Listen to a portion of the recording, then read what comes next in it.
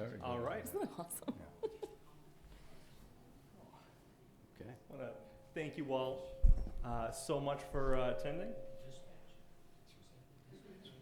We'll begin the 2025 Legislative Forum. And I first want to thank you all for coming here tonight. Big thanks, Al Charles, Chair of the Community Outreach, KP São Paulo, and Aaron Gallagher, as well as the rest of the school committee colleagues as well for putting this together. I want to thank, we have members from Town Council, Chairman Mercer, Councilor Cormier Ledger, Councilor Hamblin. Thank you so much for coming out, along with members from FinCom as well, Chair George Conley, and member Kinajuko as well. And obviously, incredible thank you to Senator Becca Rausch and Representative Jeff Roy. Thank you so much for coming out here tonight and just for all the work that you do day in and day out for the residents of Franklin.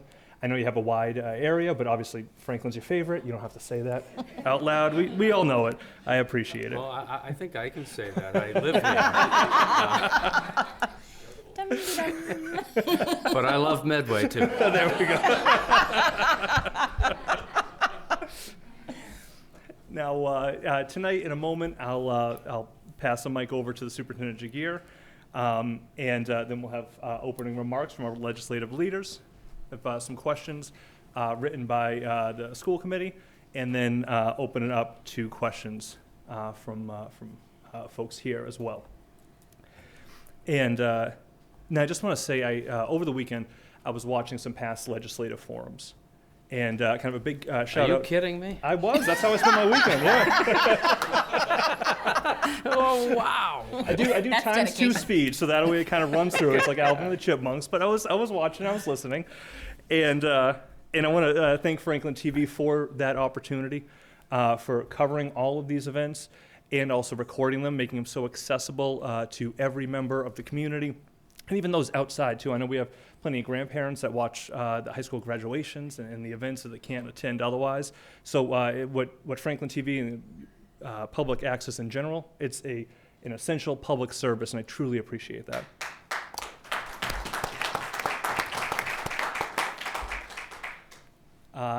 But as I was actually watching and listening to some of these, in 2019, Dr. Ann Bergen, chair of the school committee at the time, as listening to her message talking about budget cuts and fiscal instability. That 6 years ago, she was having the same conversations that we're having here today. And now, in a moment, I'm going to introduce Superintendent Jagir to talk about his budget that he's presented to the school committee. And I think I can kind of, give some context and provide a caveat to that. But 6 years ago, when Dr. Ann Bergen was at this podium, having the same message, introducing then Superintendent Dr. Sarah Hearn, her words really struck true then as it does today, which was that she wanted to provide just one caveat as we listen to the superintendent present the budget. The critical needs of this budget cannot be met based on the current funding. Not only will the current needs not be able to be met, but we won't even be able to fund a level service budget. It's 2019. But I will say, right now, as we stand here today, I am optimistic as we move forward. As Superintendent Jagir will highlight, the schools are undergoing a transformative reorganization that's projected to save millions upon millions year over year for the taxpayers. And furthermore, thanks to the hard work by the town administrator and all the members of the joint budget subcommittee for getting out into the community with these listening sessions, I literally cannot go anywhere in Franklin without somebody asking me about the budget anymore.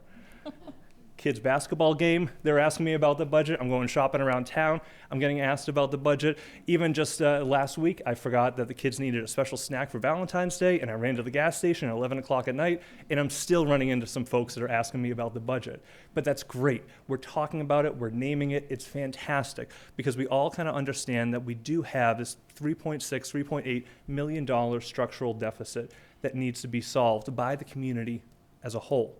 And what's wonderful, every single one of those conversations that I'm having, the questions are all the same. How did we get here? And more importantly, what can we do to solve it? And it's fantastic to hear. It really does make me optimistic and hopeful as we move forward.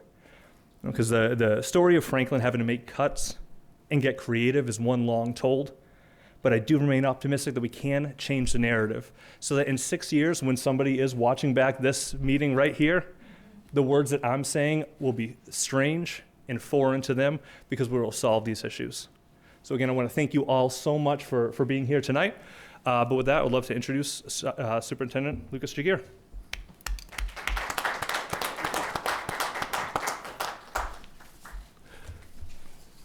Thank you, Mr. Callahan. I appreciate that. Good evening, everyone. My name is Lucas Jagir. I am the proud superintendent of Franklin Public Schools. I'm also a resident of Franklin, and I'm also a parent raising 2 children at the high school level now who came through the elementary and middle school. So many of you out there today, I'm sharing a similar experience too as we navigate this work together as a community. I'll share a little overview of the current state of Franklin Public Schools. I'll then hit on that town structural deficit that you discussed, Dave, and then talk about our budget request and what it encompasses and what it entails. At the heart of our efforts this year is a commitment to laying a foundation for success. That was the theme of our budget this year. Our budget request is for $80.3 million, which is a 3.7% increase. If you break that down, that's a 3.1% operational increase with a 0.68 healthcare increase, totaling 3.78%. Through strategic reallocation and as a result of our reorganization, as Mr. Callahan referenced, we achieved some efficiencies by reducing 20 of our FTE, which are full-time positions, which did save an estimated $1.8 million. This helped us to avoid further increases to the structural deficit, which, as was referenced, is around $3.6 million at this time, and allowing us to maintain the services we have. The budget request preserves our class sizes. It restores 8 previously cut positions as a result of the failed override in the spring, and it reduces some of the transportation and athletic fees and costs that we increased over the summer. So it bakes in a few different parts of our budget for our community. However, it's important to note that this budget, if approved, is contingent upon solving Franklin's structural deficit, which, as I said, is $3.6 million. Without full funding, we face the real risk of returning to higher class sizes, a loss of some essential positions, reductions in co-curricular offerings, and some diminished behavioral and health service supports, and a continued increase of the fees that we had to increase over the summer. Our budget's key assumptions include factors such as contractual obligations, our transportation costs, special education services, and healthcare expenses.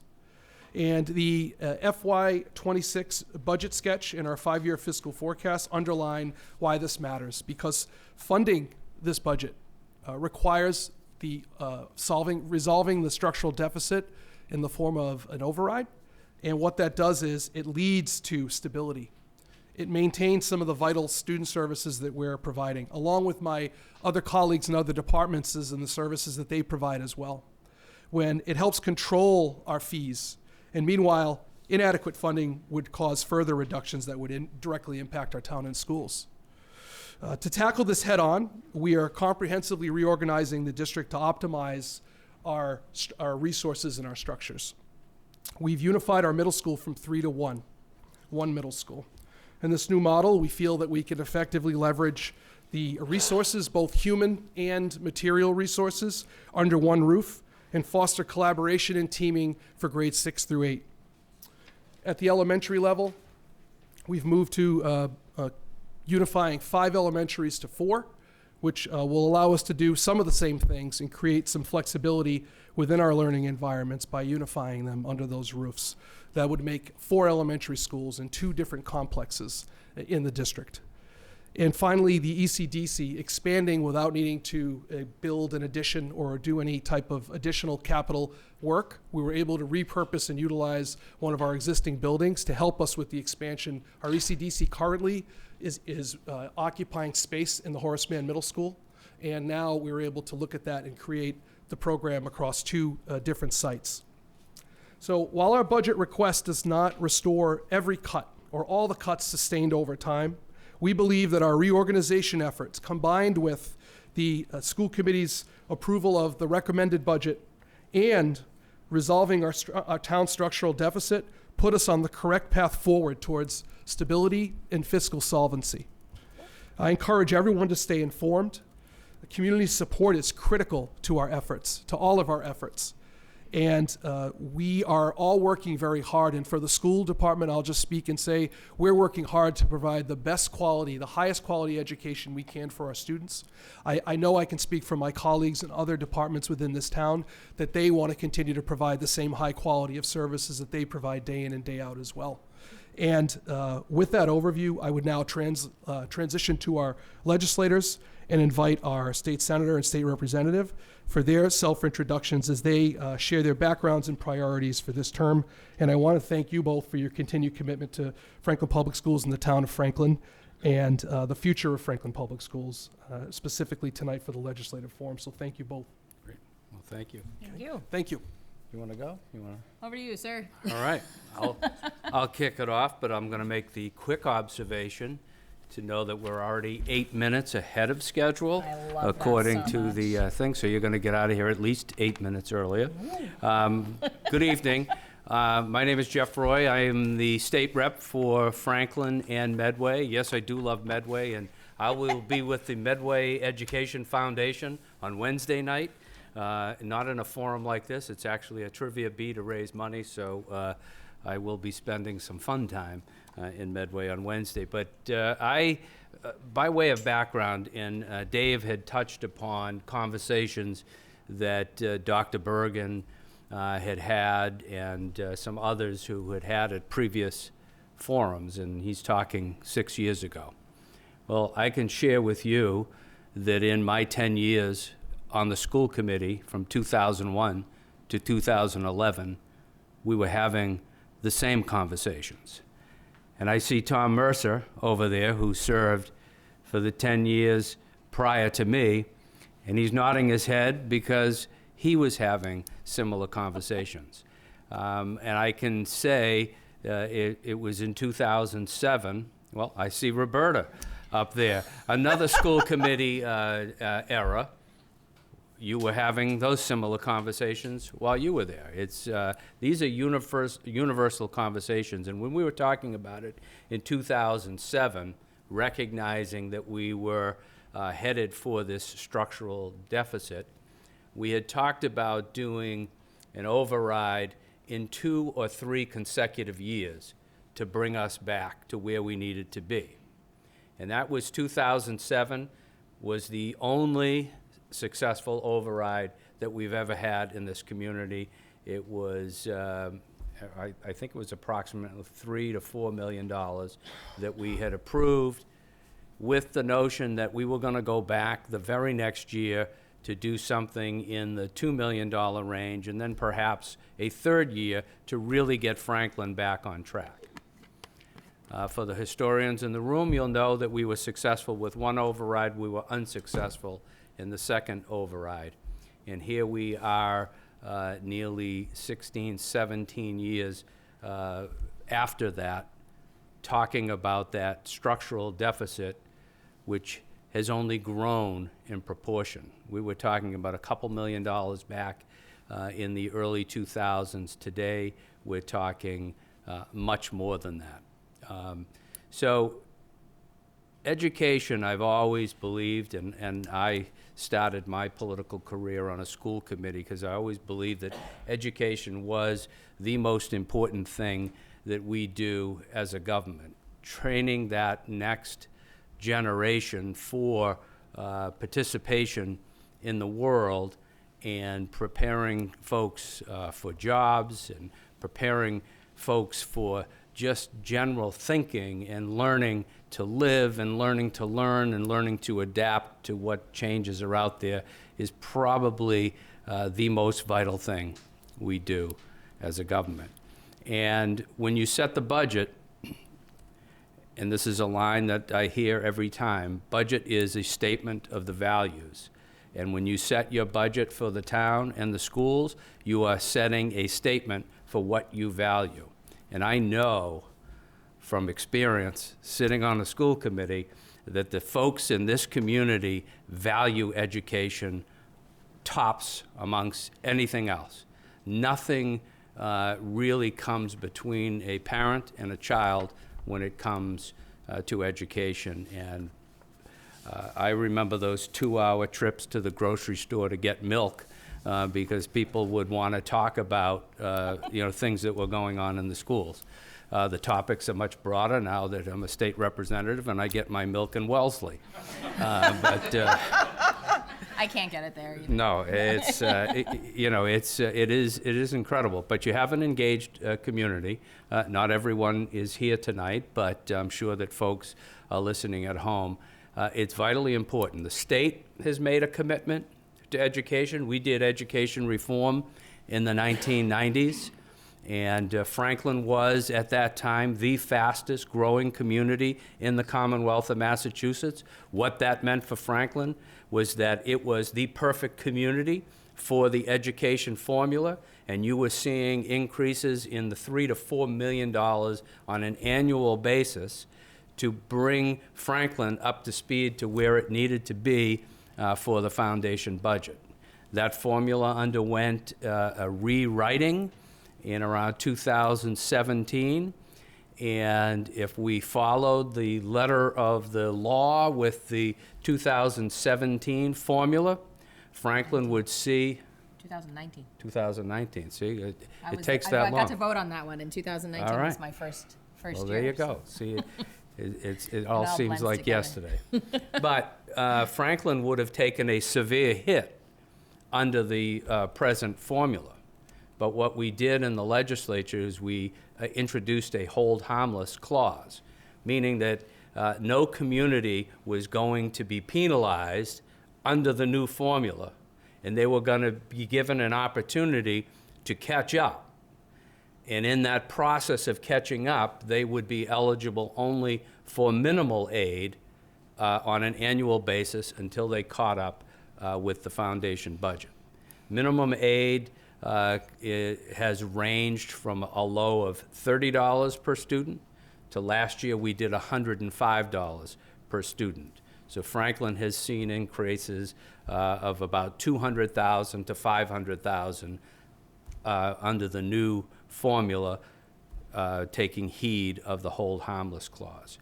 So we can't sit here tonight and tell you that the state is the answer to this budget deficit because we don't have a community that is yet spending at the foundation level.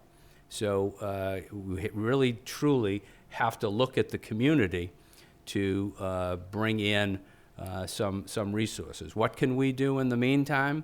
Well, we certainly are promoting for earmarks and other aid that can help in areas where the school budget may not be able to do that. And we certainly reach out every year looking for things that folks would like to see in the community to supplement what they don't have. We can't go in and say, okay, let's adjust the Chapter 70 formula so that Franklin gets another $2 or $3 million. They may be able to do that over in the Senate, but we can't do that in the House, I can assure you. But we are pushing every day. I know there is more legislation to make yet further changes to the aid formula. We'll see how that pans out in the next legislative session. And finally, just so that you understand what our process is for the budget, we do an annual state budget. The governor proposes her budget in January, which is already out on the table. The House will do its budget in April. It'll be the week after April vacation. We will have our budget done that week. The Senate does their budget in May, And I've been there for 13 years, and I have not seen a budget come out of the House and Senate that are identical. So a conference committee is put together to reconcile the differences in the two budgets, and the goal is to have that budget finalized by June 30th of 2025. Does that mean you don't know what Franklin's going to get for a budget item? Absolutely not. You can look at the cherry sheets that are prepared based on the governor's budget, and you can get an idea of what you will see for Chapter 70 money and other local government aid. And if you follow the House budget, we typically do a little bit more than the governor does in her budget. And then in the competitive style, the Senate will probably do a little bit more than the House. And so you'll have an idea probably by the end of May exactly what you'll be looking at for local aid, because those numbers don't tend to change all that much in the conference committee process. So those who tell you, well, if they don't get the budget done by June 30th, we're going to have no idea what you're getting. Well, that's simply not the case in education and local aid. You'll know pretty well by April or May what you're going to get. So I think that gives you just a gist of what we're looking at, and look forward to answering some of the questions and any questions from the room later on. Over to you, Senator Roush. Thank you, sir. I was going to say good morning. It's not morning anymore. Good evening, everyone. I am State Senator Becca Roush. It's an honor to serve the town of Franklin alongside my good friend and legislative partner, Representative Roy, Chairman Roy. 2019, the referenced previously held school committee forum was my first one, because I was elected to represent this town in 2018 for the first time. And so it's kind of amazing to think back that it's been that long already. But here we are. I live in Needham with my husband and our two kids. They are both elementary school aged kids. I am actually the only mom of elementary school aged kids in the entirety of the Senate.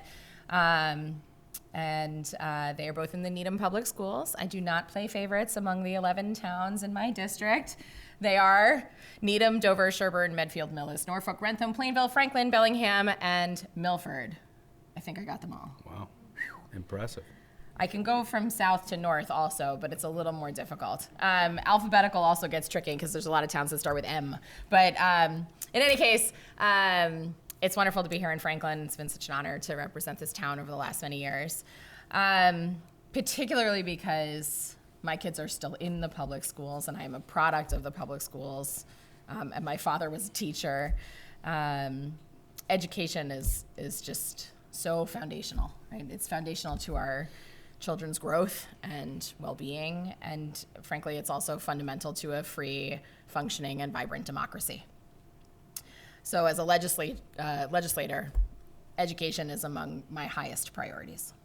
And last session I actually served on the Education Committee.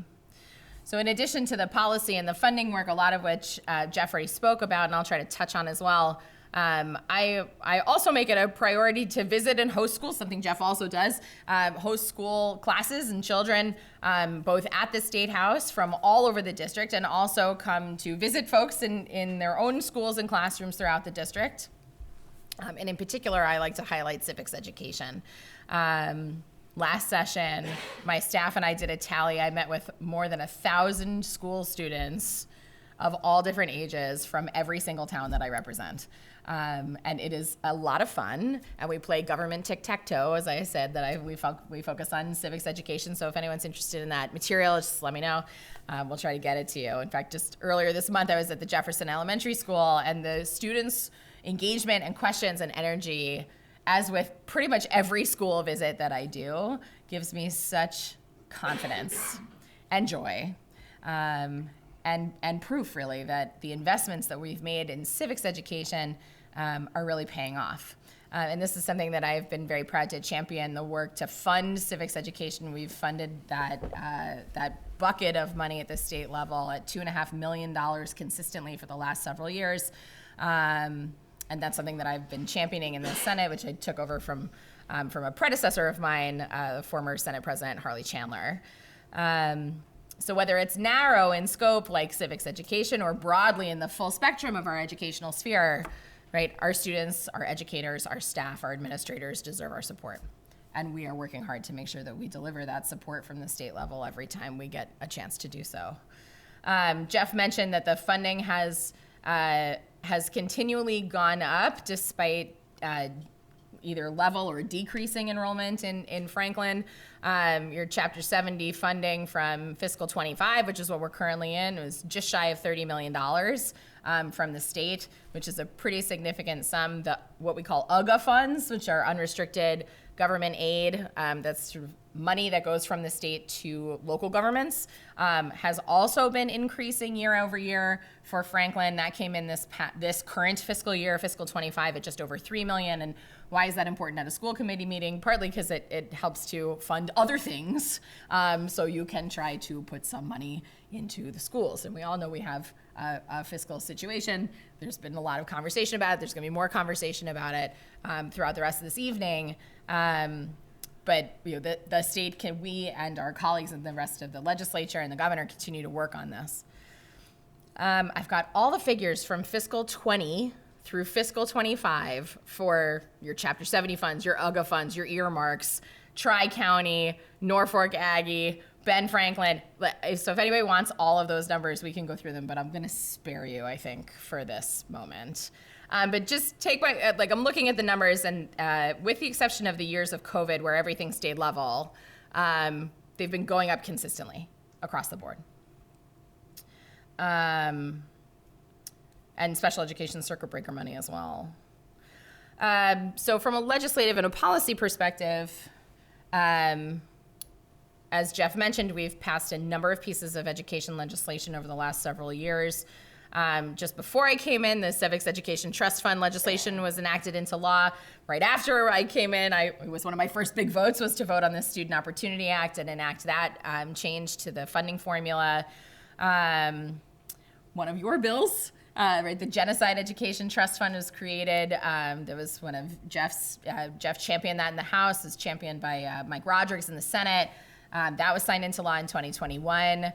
The Senate passed early education legislation, pretty robust early education legislation in 2022, and then again in 2024, which was when we were able to get that done as well. So we've passed pretty comprehensive early education work, and then this fiscal 25 budget, which we're in right now, has a significant amount of funding for education, kind of across the board in a variety of settings. $6.8 billion total for Chapter 70 funding across the state. Just shy of $500 million for the special education circuit breaker, $475 million for what we call C3 grants. Those are for early education schools in the sector. We continue to provide universal school meals across the state, regardless of need. $3 million into the Genocide Education Trust Fund, and like I mentioned earlier, $2.5 million into the Civics Education Trust Fund. So we're putting money into education consistently, year after year after year, and those dollars are going up. I have filed this term 6 different bills focusing on education, a couple of which build on past successes that we've had, largely budgetary, including $50,000 to support public higher education institutions, creating substance abuse recovery student housing that's substance-free with trauma-informed counseling to support young people being able to access higher ed in a safe space, and also legislation regarding mental health support in K-12 schools, which continues to build on the successes we've had with Hey Sam, which I think a lot of you already know about, as a youth mental health text line that we were able to start back in 2021 and 2022. As I said earlier, education is also a huge part of a functioning democracy, which is something I think a lot of people are thinking about right now. I certainly am spending a lot of time thinking about it. It's not really the main focus of our conversation this evening, but I think it's really important to mention because, frankly, without a functioning democracy, none of us would be sitting in this room having any conversations about school budgets or literally anything else. It's why I stress civics education so much in my remarks, and it's also why I have focused my legislative portfolio this term so heavily on voting rights, election reform, election infrastructure improvements, and general democracy strengthening legislation. Combined, it's 35 to 40% of my legislative portfolio, with 18 different bills filed in that large-scale bucket out of the 50 that I have filed this term so far. I won't go into, into the details about them because we're out of time. But I thank you for the invitation as always. It's always great to be here with Jeff and to be here with all of our colleagues in the local government sphere as we continue to work together in partnership and collaboration to do the very best we can for Franklin. I'm looking forward to your questions. Thanks so much. Wonderful. Thank you both very much. And so 7:01. We're like look at really that. close. All right, fantastic. And so, as mentioned, we have a few questions that have been written by from the school committee, and we'll kind of start with those right now. So we have, just to begin, recently the president has stated an intent to eliminate the Department of Education, and 2 bills in Congress aim to align with the president's intentions. If passed, this could significantly reshape federal education policy. What steps can legislators take to ensure the continuity of essential federal education programs and safeguards for students, teachers, and communities that rely on them? Well, let me begin by saying thank God you're in Massachusetts. And also keep in mind that education is really a function of the states under our United States system. As a matter of fact, if you look in the United States Constitution, you will not see a right to education anywhere in that document. But if you look at the Massachusetts Constitution, you will see a right to education in that Constitution, and that constitutional right under our state constitution is what led to the educational reforms that we did in 1990.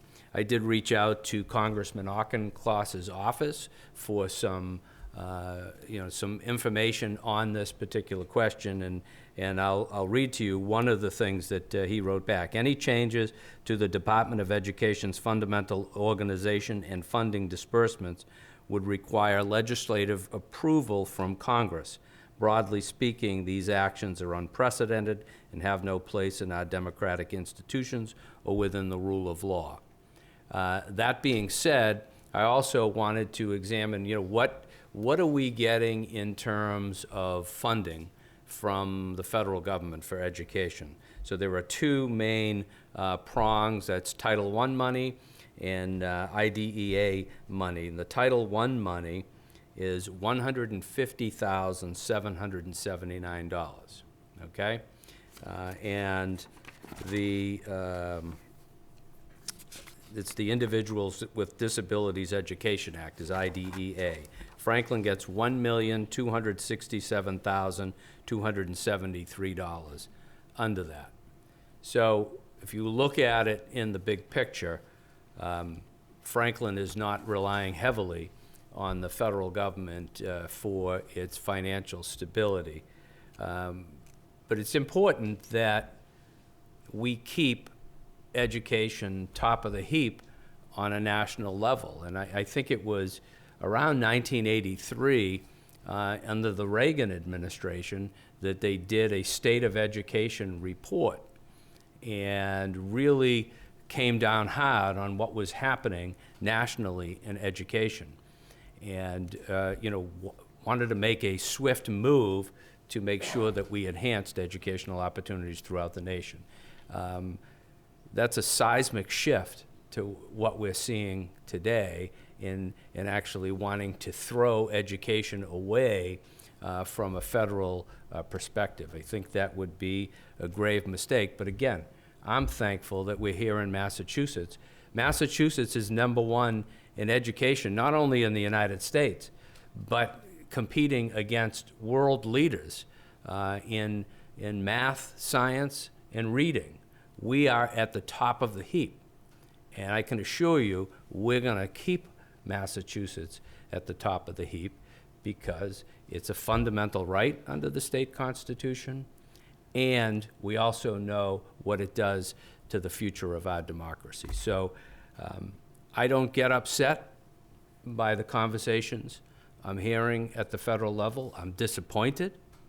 I'm not surprised, but it's not going to be a terrible dent in what we do here in Franklin, Massachusetts. Ditto.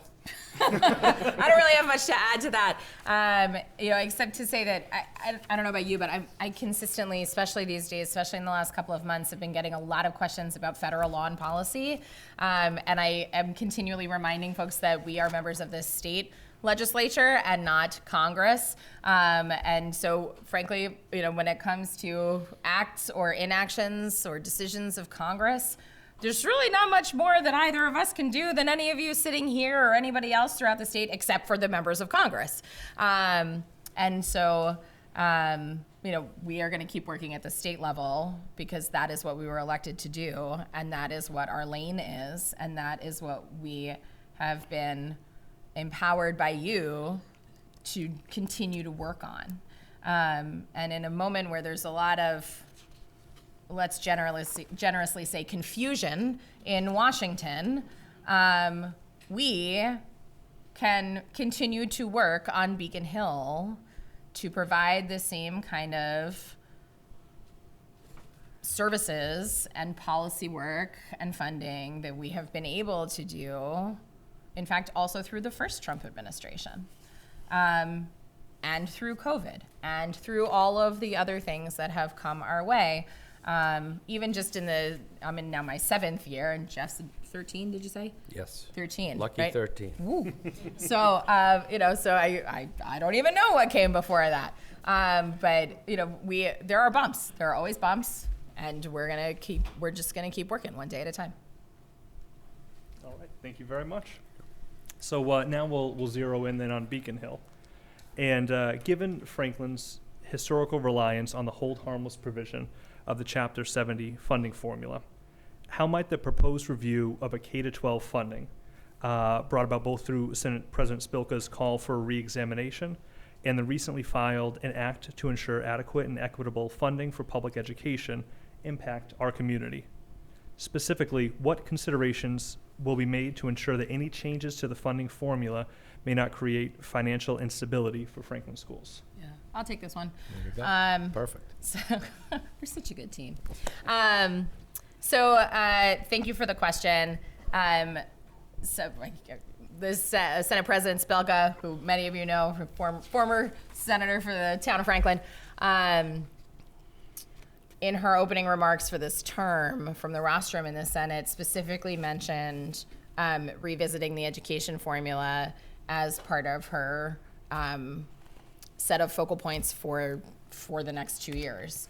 And then subsequent to that, we saw a bill, which he had actually been working on even prior to that, but filed by Senator Jason Lewis, who for the last many years has served as the Senate chair of the Education Committee, specifically to create a commission to take another look at the funding formula. I also filed, I mentioned earlier, I filed 6 bills in the education space. One of them is specifically about special education funding, because this, as we know, is one of the biggest thorns in school budget and school committee members' sides, with wonderful thanks to the 14% increase that former Governor Baker dumped on everybody as he was waltzing out the door. And the rest of us were left kind of holding the bag and trying to clean it up, which we have done to the best of our capacity. But we're not like Congress. We can't run at a deficit, and we certainly can't print money. So we have confines to what we can and cannot do. So this bill, and frankly, these are two, right? The bill that Senator Lewis filed, the bill that I filed, are 2 of several, actually, that have been filed on the Hill this session to look at school funding. Because we know, I don't know, there are 40 of us in the Senate. I can't think of a single one of my colleagues who doesn't have at least a few, if not every single community in their districts, and some of them have like 50 different communities, who are struggling with school funding and figuring out how to make it all work. That tells us that we need to go back and take a look at it and see if there's something that we need to tweak, particularly as the cost of special education and special education transportation rise so sharply and significantly. So the question as to how will this impact Franklin is really not answerable right now, because there isn't actually at least as so far as I've seen, at least among the major proposals, there isn't a proposal that says we're going to do this or we're going to do that. The proposals are, we need to get a group of smart people who are knowledgeable about education, and specifically education funding and education transportation funding and the costs and the operationalization of all of these pieces into a room together and figure out how this is going to work better. How can we make this work better for everyone? And so what I say in response to the question is come and talk, right? Come and talk to us. When these bills come up for a hearing, and they will come up for a public hearing. They are public hearings. You can show up in person on Beacon Hill. Since COVID, they have been available hybrid as well, so you can remote in and give testimony. You can submit written testimony. There's all sorts of ways to provide your commentary and your insights, particularly those really valuable insights from the ground, right? From your superintendents, from your principals, from the school committee members, right? As to how the current SOA formula is or is not working for the town, and how you might want to see some changes so that it would work better for the town. And that will not only be part of the legislative hearing process this session, but especially because the big bills are really focusing on creating these commissions, to have the conversations in a really in-depth and detailed and nuanced way. I think that conversation is going to unfold not just in the legislative hearing, in the next year, but throughout that commission's work as well. And commissions work best when they're able to actually pull in insights and input from members of communities all across the Commonwealth. So it's designed. In fact, the legislation is designed to deliver an engaged process.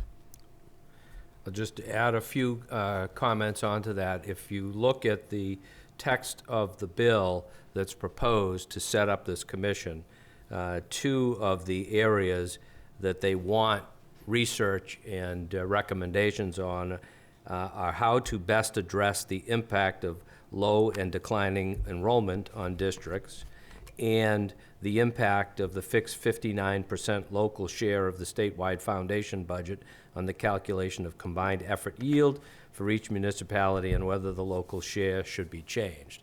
So I think those are two key areas that are of interest to the town of Franklin.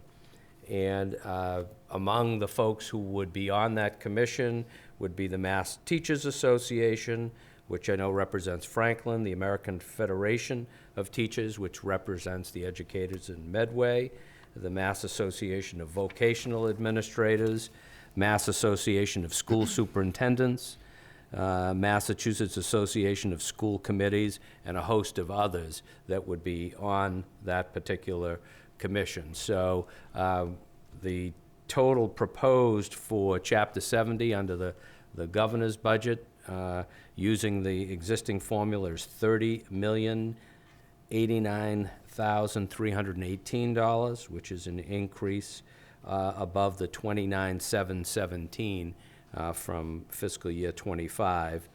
And there are some other pathways in there. One that I didn't mention earlier, but I'll take this opportunity to mention it now. One of the areas of great interest to me has been the early college program throughout the Commonwealth of Massachusetts, trying to spread that to all 351 communities in the Commonwealth. When I first got involved in early college, probably 5 or 6 years ago, we were spending about $1 million a year on early college programs. This year, we're up to $14,205,000 on early college programs and bringing the student base up. Why is that important? Well, it gives high school students an opportunity to earn up to an associate's degree before they even get their high school diploma. Lucas and I have had many conversations on that. We are unique in that we have a college in town, and if we could leverage those resources, we'd be helping our kids get out there and get a real head start on college. And for you parents who might be paying for those educations, if you can get 2 years under their belt while they're still here at Franklin High, that's a tremendous savings and will also help with the student loan crisis. So there are some good opportunities out there, and know and take comfort that we continue to look at ways to improve however we can. Thank you both very much. And especially I love hearing about the special education costs, especially the special education transportation. Just for some kind of added context, when we kind of mentioned that 14% increase, I think to the town of Franklin, that was $750,000. It was almost the entire allotment that we were projected to kind of receive in that line item 300. I'm forever thankful for our colleagues of the town council, where they're able to kind of be aware of that and cognizant and work together to kind of come to some solutions to combat that as well, just at the local level. But great to hear that they're looking into that as well, because it's a difficult cost that the town has to endure year over year. Next up, we have, since 2019, Massachusetts has seen 10 teacher strikes, causing disruptions lasting from 1 to 12 days. These strikes have highlighted growing frustrations over issues like funding, class sizes, and teacher compensation. Given the tolls these strikes take on students, educators, and communities, what legislative actions can be taken to address the underlying causes and work towards sustainable solutions that prevent such disruptions in the future? Your turn. All right. Well, I want to begin my answer to this question by showing you this folder that I obtained a few years ago. And it is the folder that was kept by a Franklin teacher who spent some time in jail for the strike in 1977. And it's got some notes and notebooks that he took while being in jail as a result of a teacher strike, and actually has all the newspaper clips and everything. And as I was going through it, I couldn't help but think how devastating a teacher strike is for the students and the teachers and the community as a whole. This issue happened in 1977, and when we were negotiating teacher contracts in the 2000s, there was a clause that was in there, and I don't know if it's still in the teacher contracts today, but calling for no reprisals against any teachers who participated in the strike. Is that clause still in there to this day?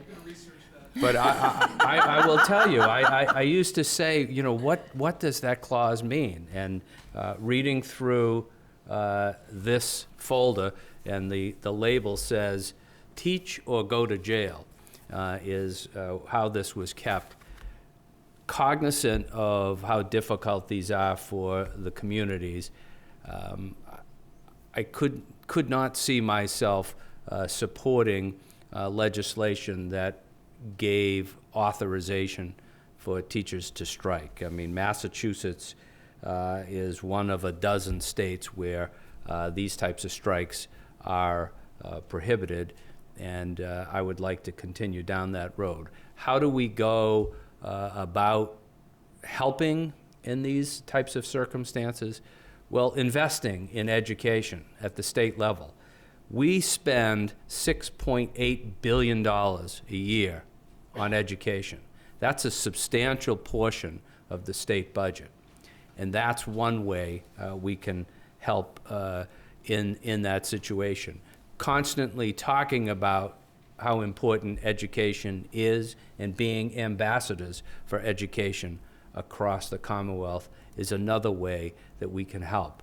Making things more comfortable for teachers in terms of retirement benefits and those types of programs are ways that we can aid in this process. We have to elevate the value of our teachers in the Commonwealth. And how do you elevate the value? Well, you focus on how they're compensated for the work that they do, because they're doing yeoman's work, and we have to recognize that. But I truly do not believe that a strike is the answer. Our kids have an opportunity to go through the 5th grade, the 6th grade, or the 7th grade once. And you disrupt that, and you'll disrupt them for life. And reading through this whole file here, I see how it really disrupted the life of this particular teacher, the family of this teacher, the students of this teacher. It's not a road that we need to go down ever again. I really appreciate the way this question is phrased, because in every place that has had a strike, all of the situations that led to those strikes were upstream problems. And so in order to deliver solutions, we have to deliver upstream solutions, right? Upstream solutions. Salaries, I think, is a big part of it. That comes from some of the things we've already spent a lot of time this evening discussing, right? Formula, how do we make sure we've got enough funding in there? And compensating people. It also applies for paraprofessionals, right? Those are the folks who are also working with our students, also delivering education to our kids in a slightly different way from what people think of as a typical classroom teacher. There were strikes, some of those strikes were about the literal health of the classrooms, right? Buildings falling down, no ventilation in the aftermath of COVID, right? Like dangerous situations for not just teachers and staff, but for students, right? And for families. Mental health care for students, right? I've spoken with some of the teachers and administrators in my district who are saying their school social workers and counselors are drastically overburdened. We've identified need. That's a good thing, right? I mean, I don't know about you. When I was in, sorry, I'm gonna draw on my. Don't you dare! Don't go down that road. Okay, I withdraw the question, Your Honor.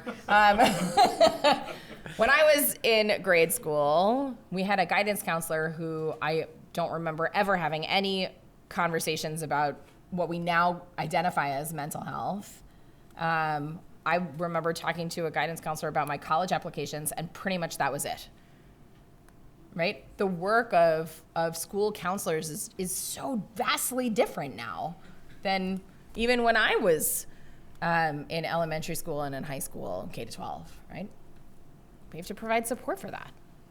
And there's legislation on each of these pieces, right? There is legislation on Beacon Hill right now, some of which I've personally filed, about each of these components, right? And when we're able to satisfy these needs, and these are resources, right? All of these are resources. We're able to satisfy the resource needs, we kind of take any sort of concern about strike and serious, widespread worker dissatisfaction, we kind of take that away because we're able to provide these sort of upstream solutions. It's not an easy set of problems to solve.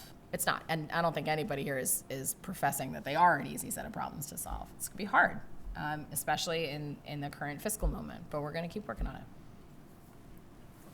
Thank you very much.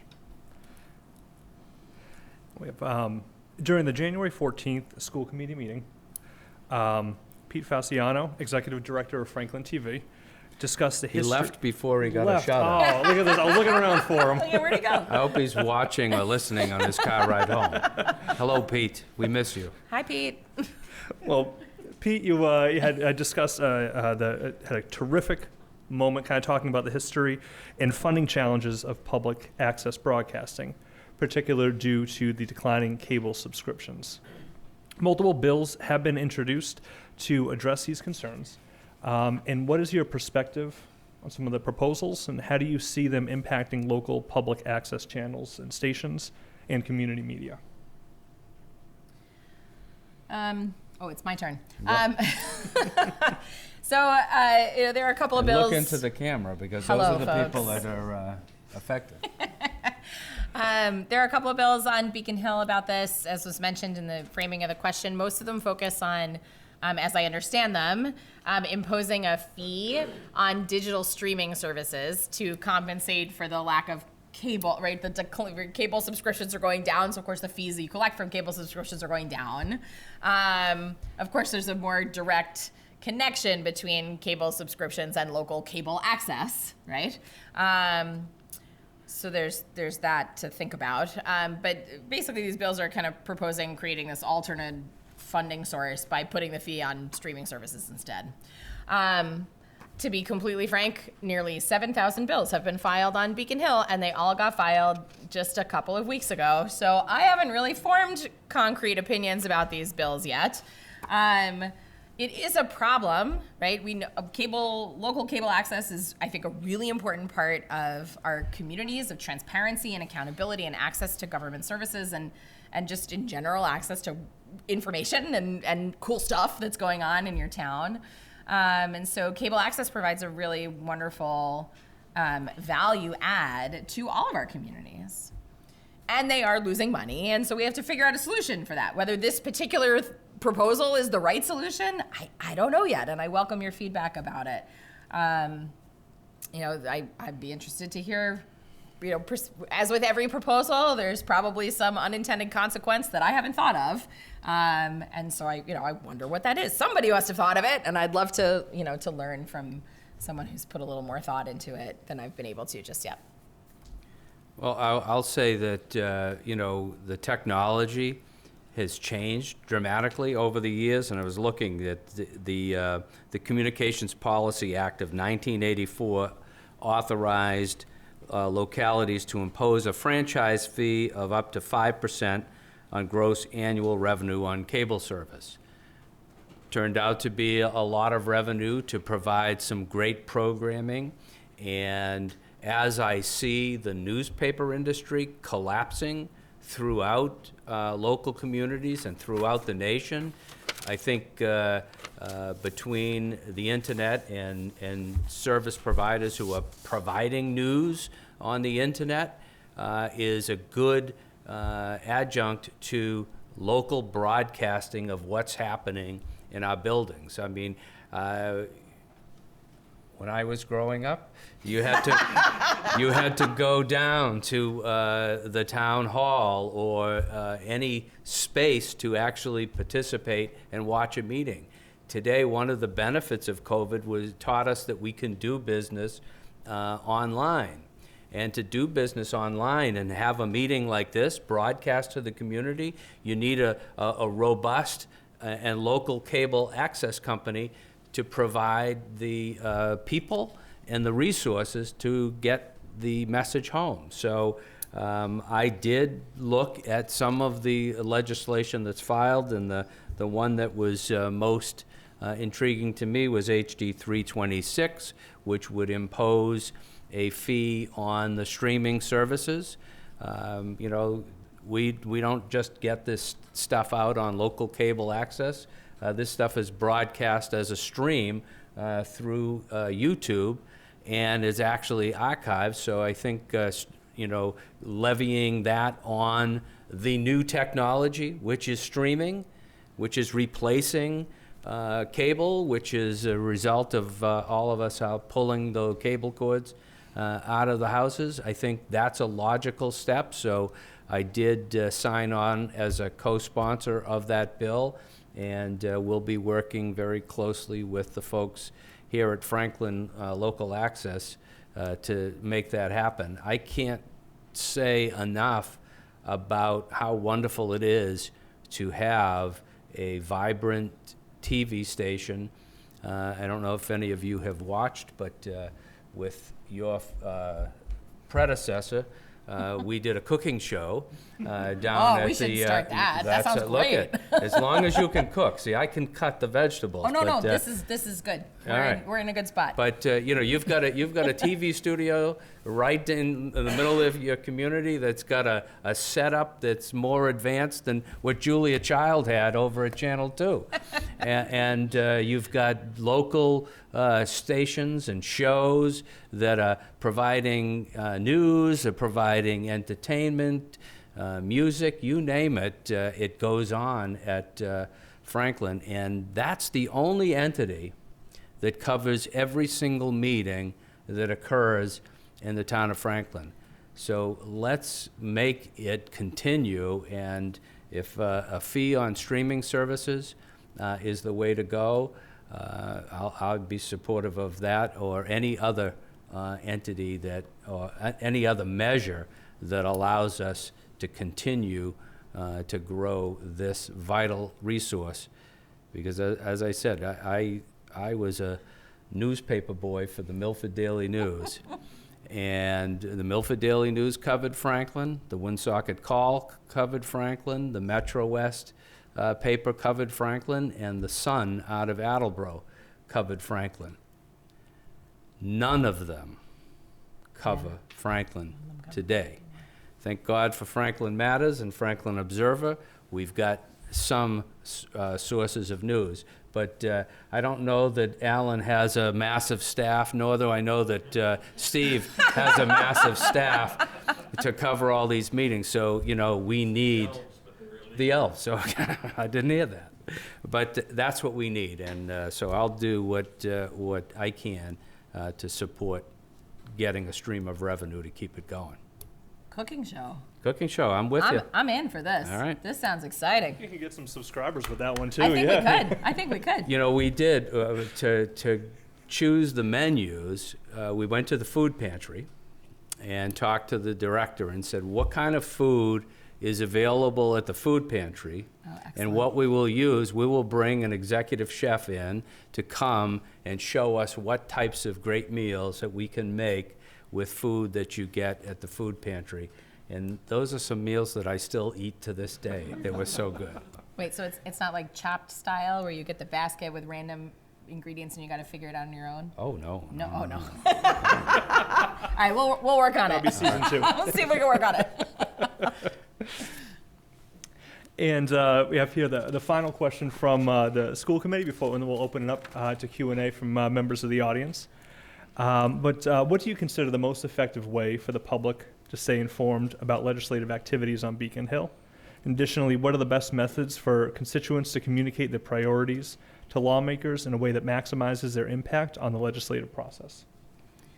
Well, I'll tell you that some of the most effective ways to stay in touch, we have a very robust website called malegislature.gov.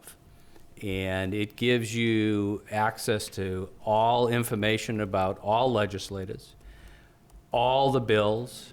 They're listed by legislator.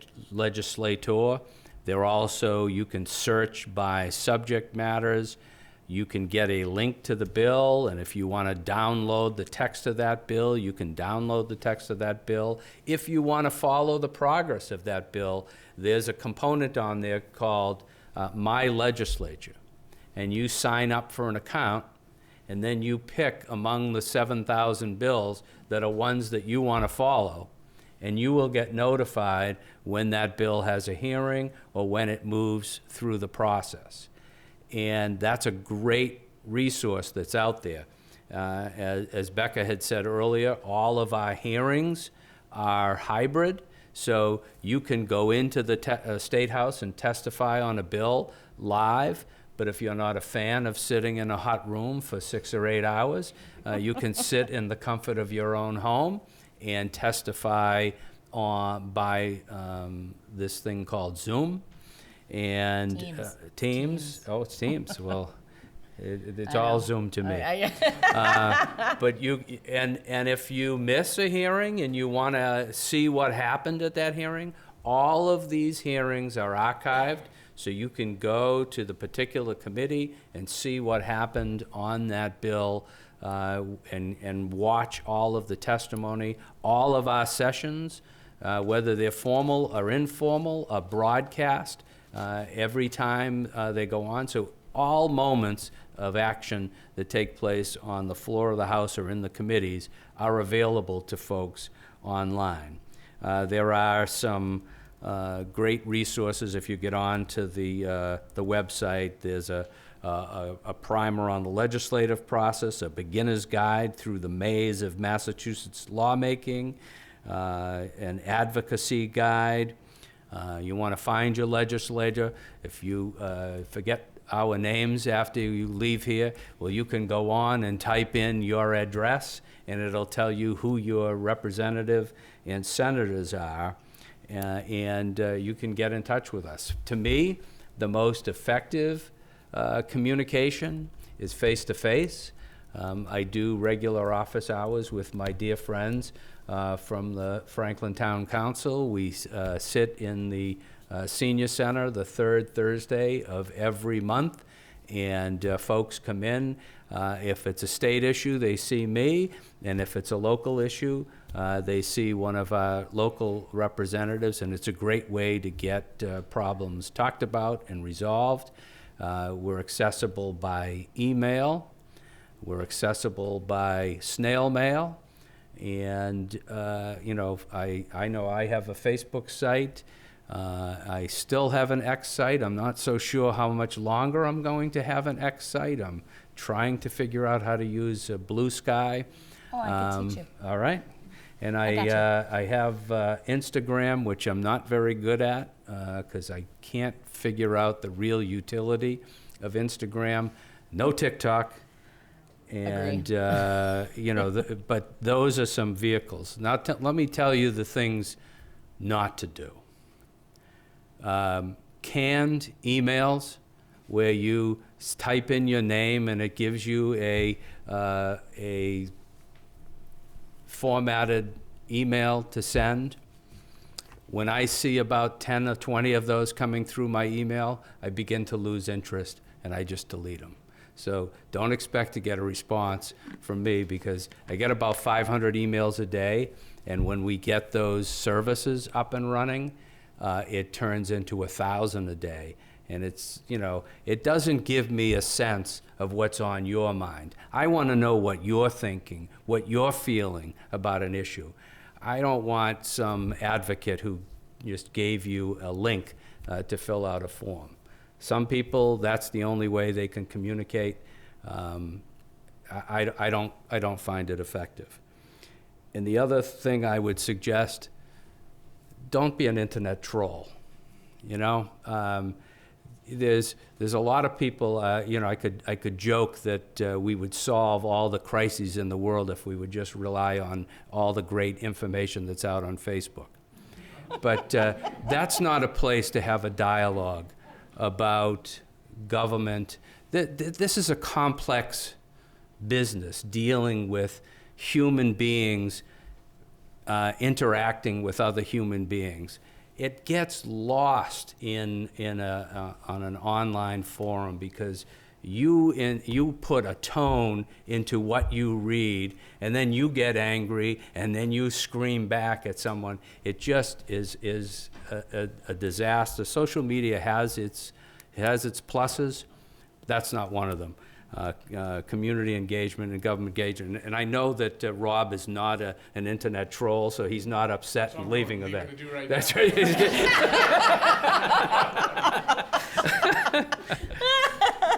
You know, in our business, and I'm going to end on a quote from Teddy Roosevelt, who said it best about how you can really engage.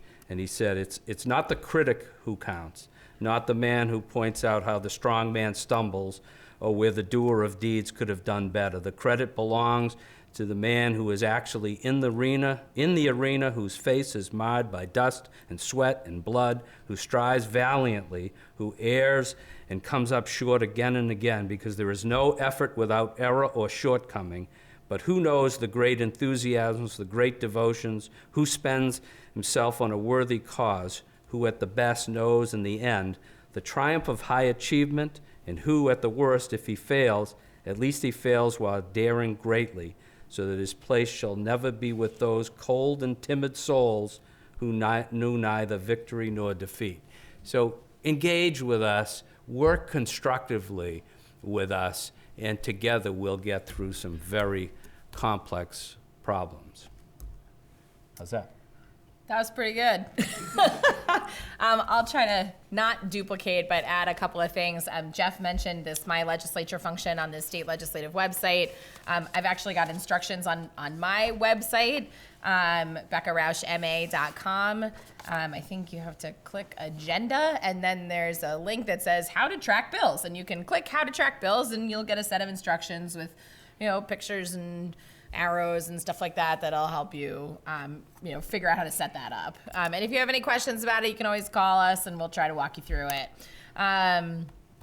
We also have on my website what ended up being a very short video series because we started it in late 2019, and so we all know what happened after that. But in late 2019, the middle of my first term, I started with a former colleague of ours, a video series called Low Budget Beacon Hill, where we talk about sort of, how Beacon Hill works. And one of the videos we made is how a bill becomes a law in Massachusetts in 20 easy steps. And so, you can take a view of that. We use Schoolhouse Rock. I know. I had to update it a little bit. Just, we're just coming back to that generational divide. I was trying to avoid it for you. Well, hey, All look. right, anyway. Still love you. Okay, we do use social media. I have suspended my X accounts. They are archived, so they are still there. They exist, but I'm not using them anymore.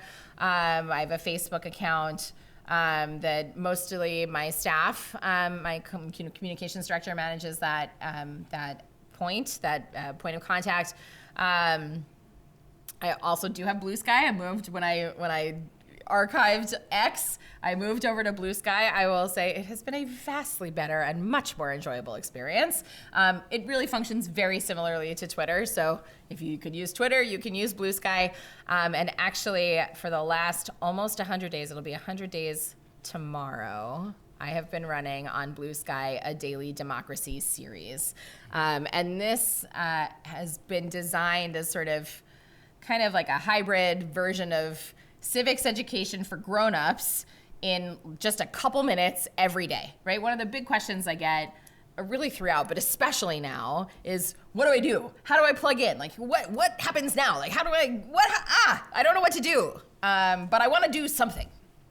Great. I got lots of places where you might want to plug in depending on which issue is more important to you, how much time you have, where your area of expertise is, whatever. So you can go back and look at hashtag Daily Democracy on Blue Sky, and you can see all of those posts. Some of them are phrased as questions, and some of them are easy, like, who's your governor? And some of them get harder, as it was like day 2, right?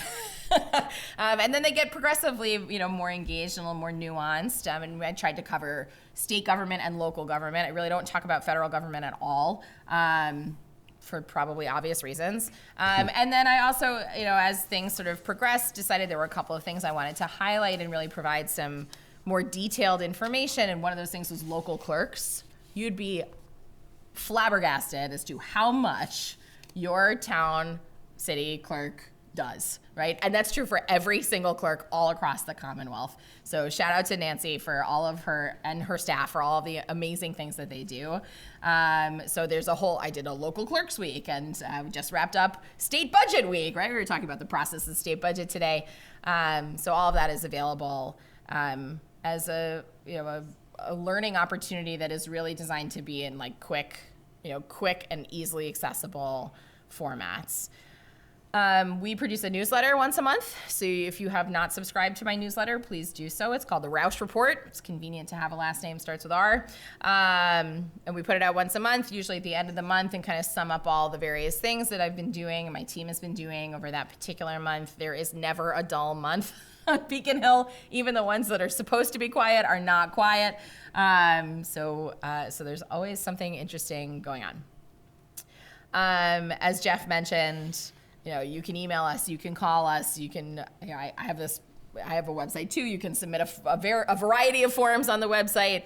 There's one about if you have an issue that you need help with. There's one if you want to support or oppose a bill, right? There's all sorts of different ways that you can connect with us. And I also hold monthly office hours, and I unfortunately can't come to Franklin every third Thursday of the month, as much fun as that sounds. But with 11 municipalities and 180,000 people in my district, I have to kind of move around. And in order to be as accommodating as possible, we actually alternate in-person and remote virtual for office hours. So one month we do them in person, and the location does rotate all throughout the district, and then the next month we do them virtually. So whether you like Zoom, and those are by Zoom. So if you want Zoom, you can sign up for a Zoom slot. If you want to show up in person and have a face-to-face conversation, which I personally always find so beneficial, you can come and see us in person. Office hours are often, I think, more helpful if you have a more complicated or nuanced concern or problem or issue, because you can really sort of have a more in-depth conversation, particularly in person. But if you're supporting a bill or opposing a bill, right, the prompt question was, what are the best methods for constituents to communicate your priorities to legislators and lawmakers in a way that maximizes impact? Email works, folks. The form ones are less effective than the ones that you write yourself. So if there's something that's important to you, tell us what it is, and then tell us why it matters to you. And those stories are often some of the most persuasive things that we see on the Hill. So I hope I think that takes care of it. Oh, I'll add one more to the don't pile of things to do. Don't message us on Facebook. We don't check that. In fact, my Facebook account has an auto response that says, we don't check this, email us, right? We can't, right? We have a limited staff, we have limited capacity, we can't check everywhere, right? So just send an email or call our office. You can stop by too, right? Our offices are open, you can come up to the hills, nice gold dome and everything. It's pretty. It's really cool to work in a building that's like a living museum, right? It's cool. Yep. Anyway, that's it. Thank you very much. And we're still 13 minutes under schedule. We are so good. All right, fantastic. All right, and so now we'll open it up to anyone here in the audience with question and answers if you want. Got mics on either side. Sure, the two information specialists have the question. I got here first.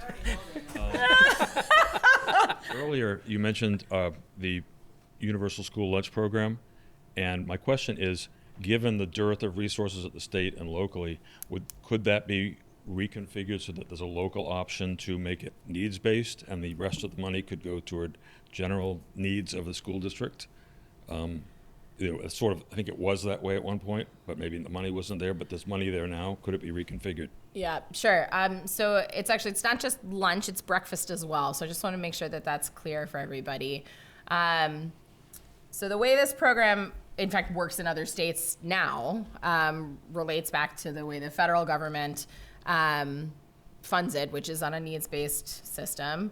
My understanding is that some of the needs-based information is actually still collected so that some of the reimbursements can come back from the federal government. I'm seeing heads nodding yes around the room. Great, so we've got it right.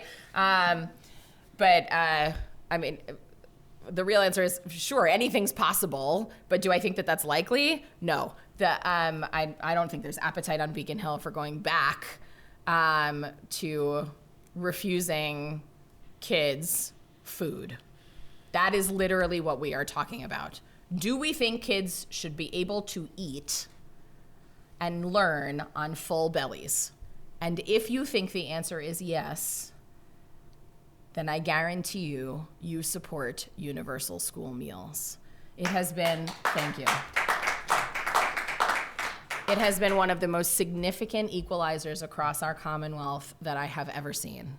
And it has removed stigma in a way that has just been transformative, right? And I gotta tell you, when my oldest started in kindergarten, we didn't have this yet, right? We didn't have this yet. And my 5-year-old had to remember his lunch code, right? Now, I'm very lucky. I have some bright kids. And so he was like, okay, dum-de-dum, and he knew his 5-digit code. But that's not true for every kid, right?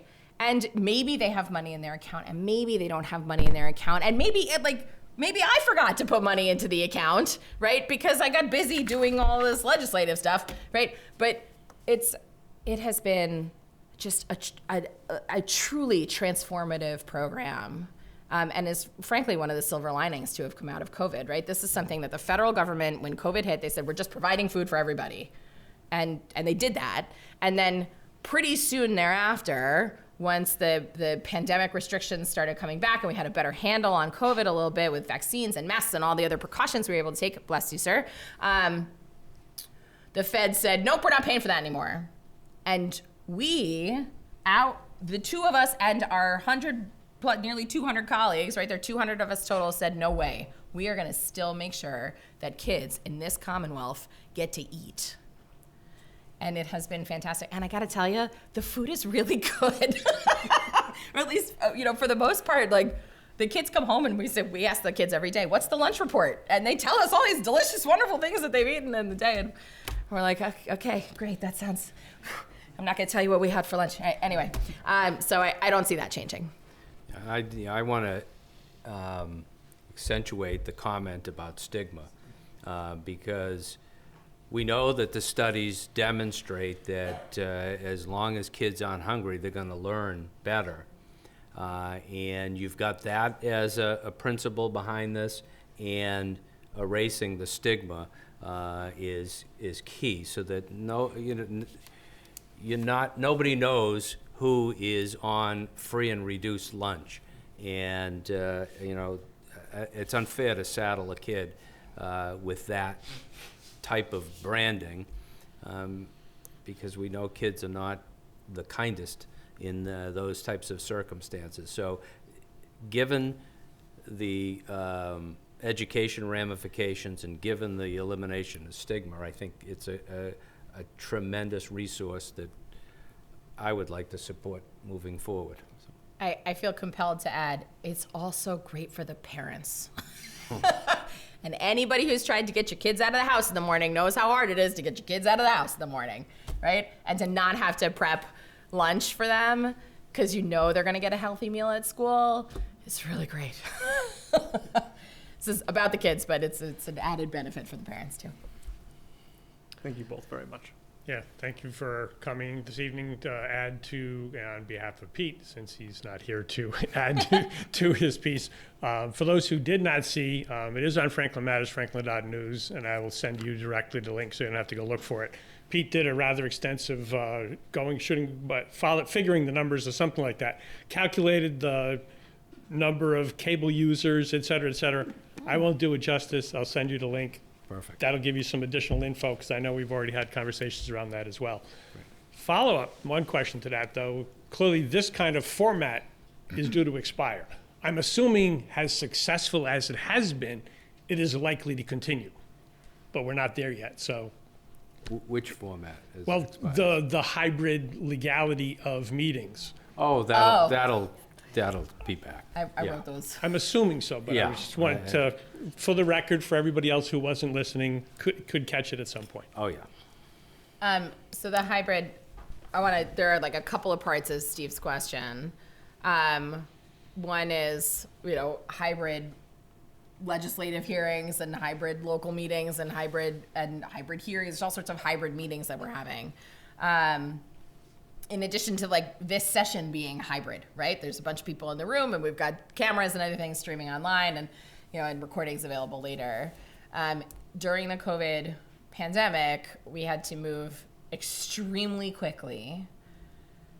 And the reason I know how quickly it was is because I was the chair, at the time, the Senate chair of the Joint Committee on Municipalities and Regional Government. And all of you who serve on municipal government know that we have this other thing in Massachusetts called the open meeting law. And until 2020, meetings had to be held in person. And obviously we couldn't do that in the peak of the COVID pandemic. So it was kind of me and a couple of colleagues sort of not in a room, but but virtually working together to craft legislation very, very quickly to basically ensure that all of our local governments and all of our bodies subject to the open meeting law could continue to function right? And so, I was literally drafting that legislation that Steve is talking about.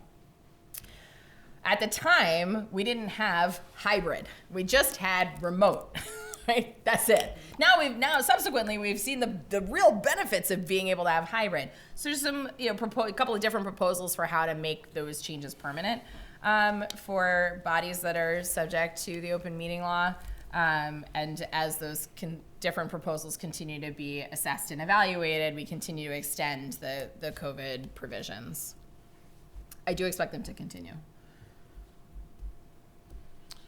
Just one comment and one question. First the comment.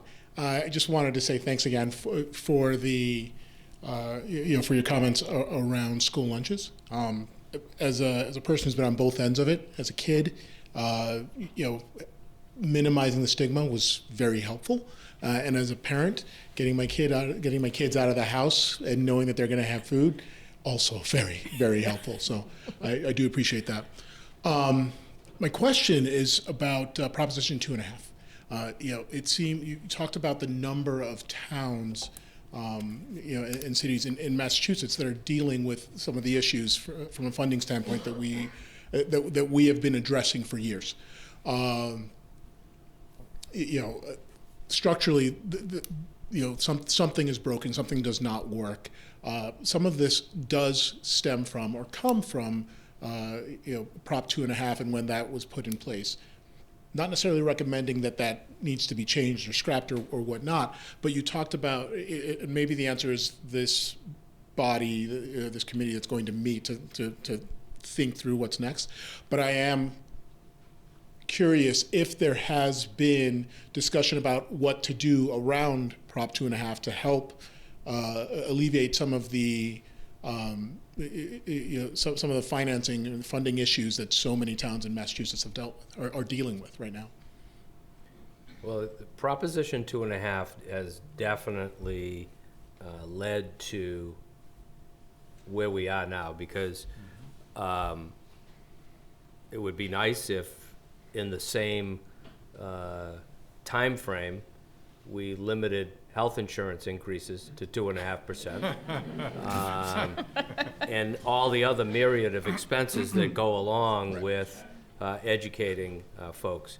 That simply has not happened. I think there were years we were looking at 12 and 14% increases in healthcare costs, and special education costs have gone through the roof. So the law hasn't kept up with the times. But I will tell you, if anyone wants to change that, the only way you're going to see that change, it came in as an initiative petition, and any changes that will take place will have to be the voice of the voters, because they put it in place, and I don't know a legislator. Well, there are probably a few out there that will do it, but you're not going to get what you need to overturn a law that came in like that on an initiative petition. But communities have been given the ability to override that Proposition 2.5. And that's truly a democratic way of overcoming the burdens imposed by Proposition 2.5. It's a difficult vote to take, but I congratulate our town council. Has not shied away from giving voters the opportunity to make their voices heard. And some will complain that they're given the opportunity to vote on this too many times. There's never too many times to exercise your voice about what the future of your community should look like.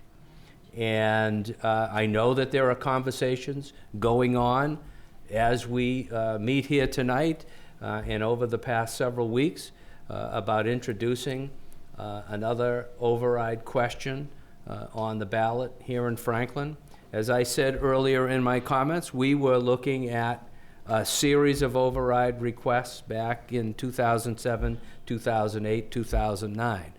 It's not uncommon for communities to do them on an annual basis. That's where you really get the measure of your community. You get the pulse, and you get people engaged. My God, at last year's override, over 10,000 people showed up to exercise their voice. That's the purest form of democracy you're ever going to see. And I say, let the people speak about what they want and where they want their community to be. And so let's see what happens. Appreciate it. Thank you. Sure. Hi, Mark Minichelli. I'd like to first thank both of you for being here tonight. It's very helpful to have these sessions. I also want to thank both Steve and Alan for your local initiatives. If it wasn't for the ability to read the daily meeting notice, like I read this morning, I probably wouldn't have been here tonight. So it's a great way to remind us about what's going on in the community. So my question for both of you, and maybe it's better served to be asked of Governor Healy, but and I appreciate. Let me get her on the line. Well, okay, thank you, thank you. Maybe you could use X and get it to her that way. I appreciate that you tried to put us at ease about what would happen if Department of Education funding were to go away. I still have a concern, though, and it has to do with our current president, and he seems to favor certain states who have voted for him over states that didn't.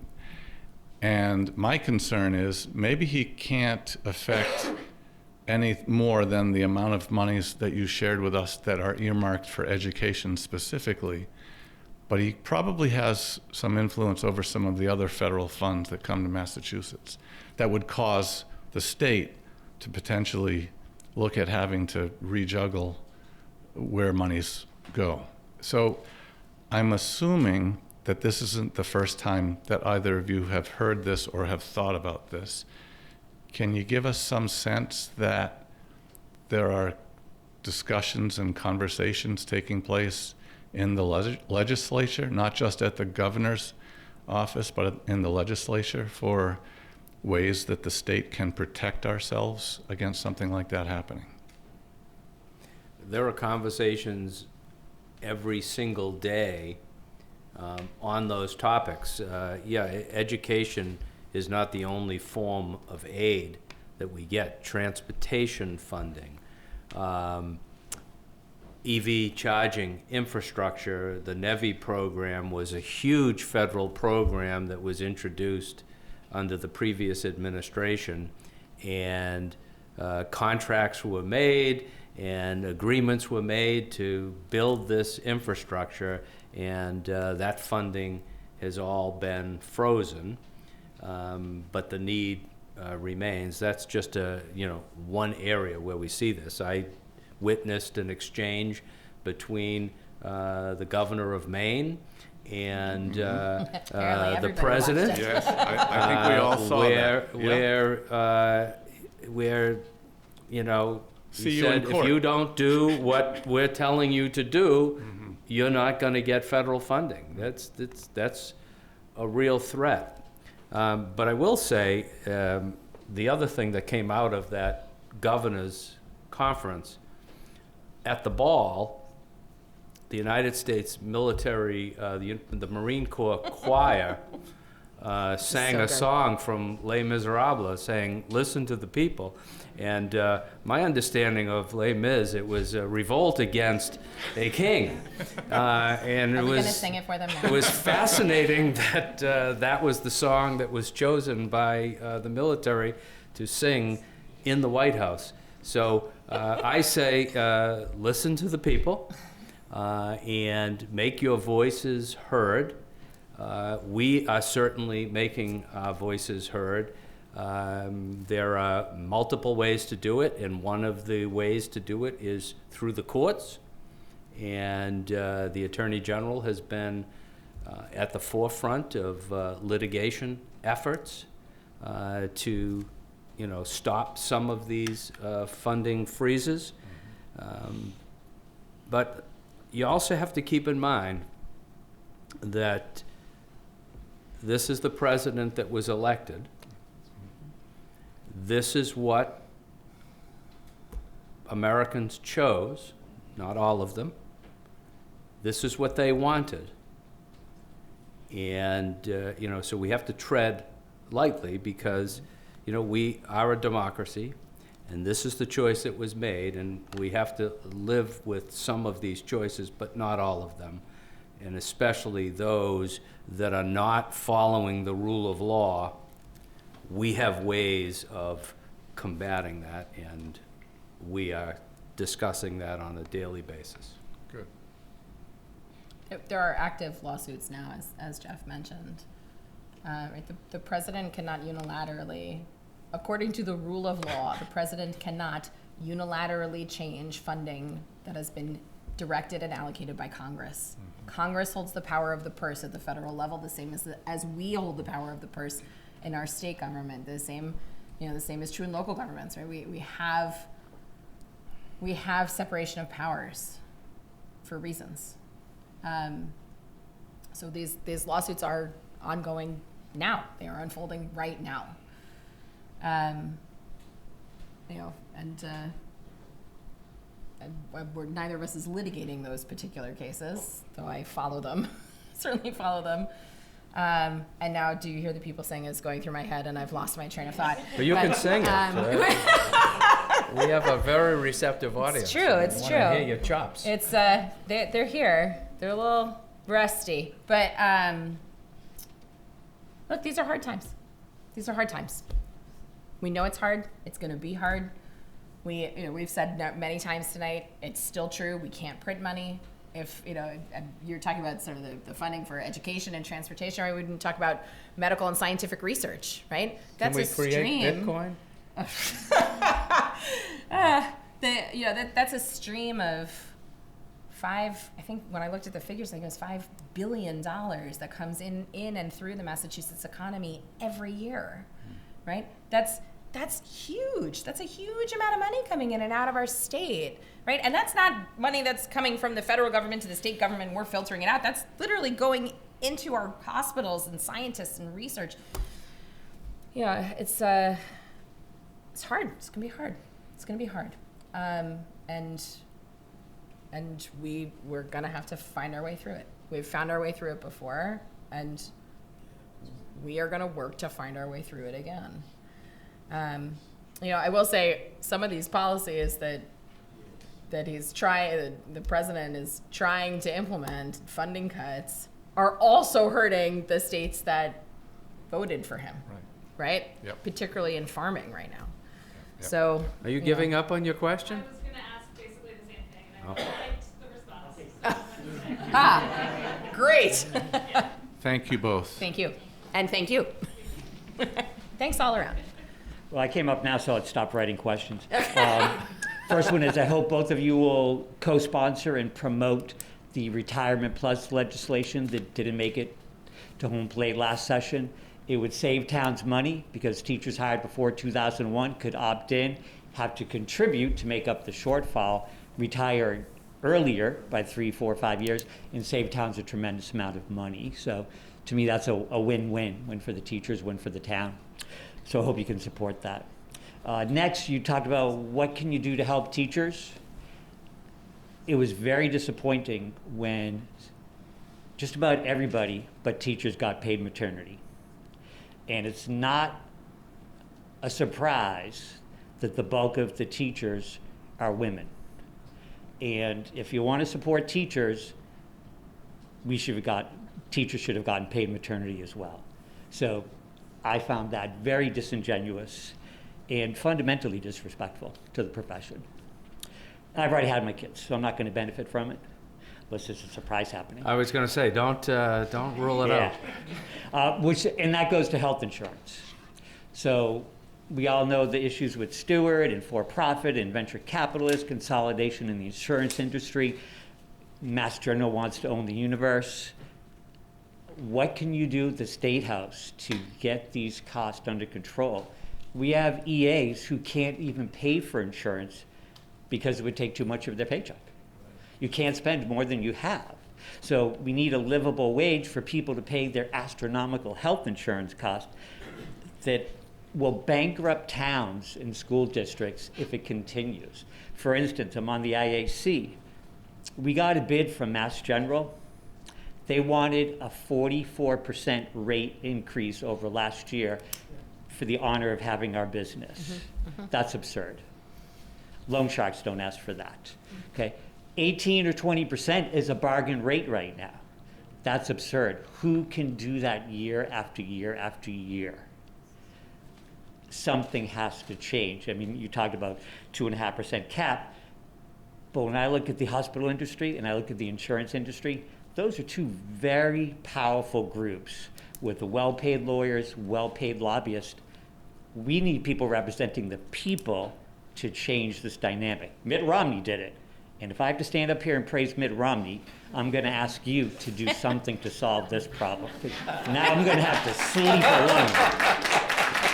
All right, I got a good answer for you. Oh, wait, one more. Okay. This was for my kids. Okay. We've had to do argument writing, and the thing that came with the curriculum is recess. Massachusetts does not mandate recess. We're one of the few states that doesn't mandate it. We mandate 990 hours of learning, but we don't mandate recess. Unstructured time where kids learn social, emotional skills. Their test scores go up, behavior issues go down. It's a win-win again. So if we're going to promote the food, which I totally support, let's get them outside in the fresh air. Let's make it possible for kids to be kids through at least grade 8. It shouldn't stop at grade 5. You're 11 in 2 months when you end grade 5. You're 11 in 5 months when you start 6th grade. You don't need to play anymore? Of course you do, all the way through grade 8. When we went outside during COVID, all 3 grades loved it. So I would really like to see some legislation for that, and I'll tell my kids that you're going to get it done. No pressure. Now, I'm sorry, I interrupted your answer. All right. I'm going to focus on the last 2, which are really sort of more of the question components of your remarks. As to the recess piece, I mentioned earlier, my kid, I also like recess. I need to stand up and take a break every once in a while. I believe there is some legislation that has been filed about this, but honestly, I would have to check, so don't quote me on that. But it's something I'll go back and take a look at. Yeah, it's gone where most legislation goes. Yeah. A dark corner. Well, you never know which session is going to be the session where that spaghetti might stick at the wall. So that's why perseverance is such an important part of lawmaking.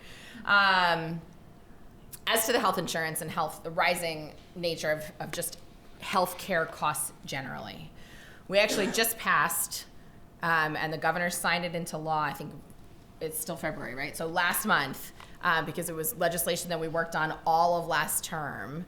And we got it done the very tail end of December, which gave the governor then a 10-day period to sign it or veto it. And she did sign it, so it was early January. That was notable healthcare cost containment legislation. It was a kind of omnibus bill. And some of my own legislation is part of that package.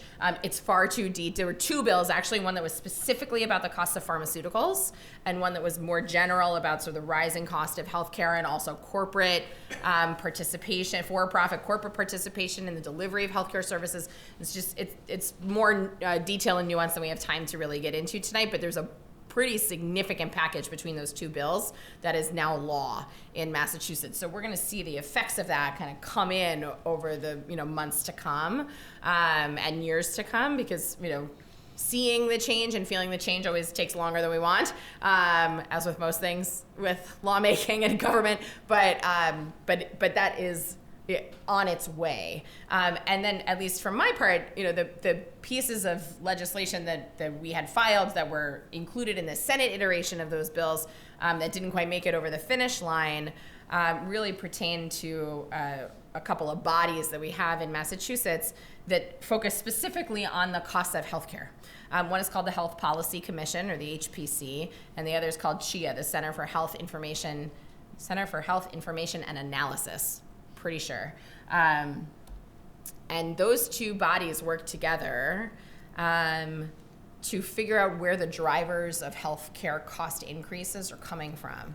And so I've refiled legislation to ensure that those bodies actually have the full scope of all the various pieces to be the empowerment as a government entity, right? Because all their power comes from statutory authority, which means we, the legislature, has to give it to them, to actually look at all the various different pieces, right? For example, until last month, when we passed this bill and gave it to the governor and she signed it into law, they couldn't look at pharmaceutical costs, right? Because it was outside the scope of their authorizing statute. We've changed that, right? There's more work to be done. There's more power to be given, in my opinion, to the Health Policy Commission to enforce some of their joint analytical work with CHIA. And so I've worked with HPC to craft new versions of the legislation that we were able to file and move last session, in the hopes that we continue to do that work. So that work has already achieved some success that you're going to see fold out soon, hopefully. And then there's additional legislation that we've filed again this term. So I hope that's something. I'll just add that I was in the myriad of healthcare finance 3 sessions ago when I took over that particular committee. It is incredibly complex. It's a monster. And trying to figure out how to get control of the private delivery of healthcare services is not easy. I know one of the struggles we were having, you see these clinics popping up all over the place, MediQuicks or whatever they are, unregulated. You have no idea what's going on in them. You know, there's a model that folks have found out a way to make money off of healthcare. So we, looking at all the various brands and breeds of healthcare that are out there is the only way we're going to bring it under control. Massachusetts spends the most on healthcare in the nation, and it's alarming to me that it goes up. That 44% blows me away. It's unconscionable that that would be presented to a community in the context of 2.5% levy. Right. And there was another district just recently, halfway through the year, was hit with a 32% premium increase because their loss runs were above what they predicted. One of the things that I was trying to promote in my role chairing that committee was more programs designed towards healthier living, recess being one of them, trying to promote healthy living and saying to the health insurers, why are you not promoting more healthy living? Why are you not paying for your subscribers to go to join gyms and exercise? And they said, well, we give them $50 or $150. I said, that's not even a monthly gym rate. And their response to me was, the average stay on a health plan is 18 months. So there's no financial incentive in there for us to promote healthy living. I thought that was absolute backward thinking. But I think those are the types of approaches I'd like to see us take in that space. And recess, I'm with you. Excellent. I'll tell the kids tomorrow, bright and early. What's that? I'll tell the kids tomorrow. Excellent. Thank you. Thank you. You thought of it. I thought of it. I have a question from a friend who couldn't make it. Oh, phone a friend. A phone a huh? friend. I Phone like a that. friend. What is the plan to continue to support neurodiversity in their schools and prevent us from going back to a time when the success of all students and their futures was prevented or hindered due to a lack of support, mainstreaming, etc.? Your thoughts? It's difficult for us at the state level to talk specifically about the policies and protocols in any particular school. I represent 11 different towns with 14, 15, a lot of different school districts. So I really couldn't, I would be speaking out of turn to speak to any particular school's approach.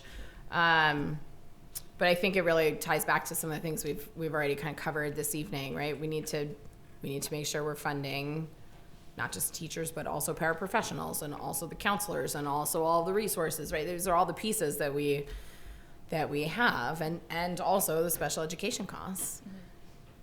Yeah, I mean, under our Constitution, every child is entitled to a free and appropriate education, and that means we have to meet the student where they're at.